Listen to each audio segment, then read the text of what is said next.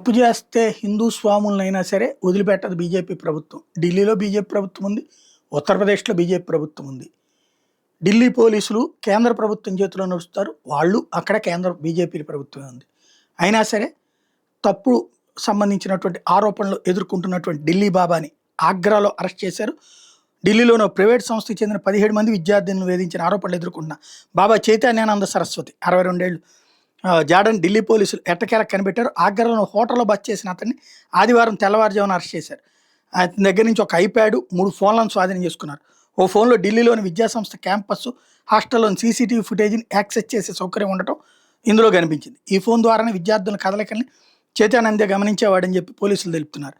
PMO కార్యాలయం నుంచి తనకు పరిచయస్తులు ఉన్నారని చెప్పుకుంటూ చైతన్యానంద అతడి శిష్యులు అరెస్ట్ నుంచి తప్పించుకుంటున్నారంటూ పోలీసు ఉన్నత అధికారులు వివరించారు. కేసు నమోదు కావడంతో అరెస్ట్ భయంతో ఆగస్టు 4వ తేదీన ఢిల్లీని దొంగచాటుగా వదిలిన చైతన్యానంద ఇతడి శిష్యులు పోలీసుల కళ్ళలో పడకుండా ట్యాక్సీలో ప్రయాణిస్తూ చౌక హోటళ్లలో బస చేస్తూ బృందావన్, ఆగ్రా, మధుర తదితర ప్రాంతాల్లో తిరుగుతున్నారు.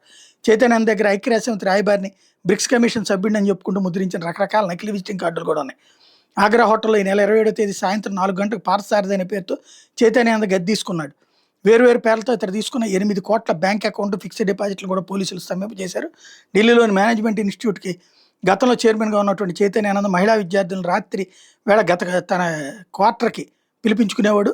రాత్రిలో అసభ్యకరమైన సందేశాలు పంపించేవాడు. తన ఫోన్లో వాళ్ళ కదలికలను గమనించేవాడు. కేసు నమోదైనట్టు తెలిసిన తర్వాత బ్యాంక్ నుంచి 50 లక్షలు విత్డ్రా చేసినట్టు పోలీసులు విచారణ తేలింది.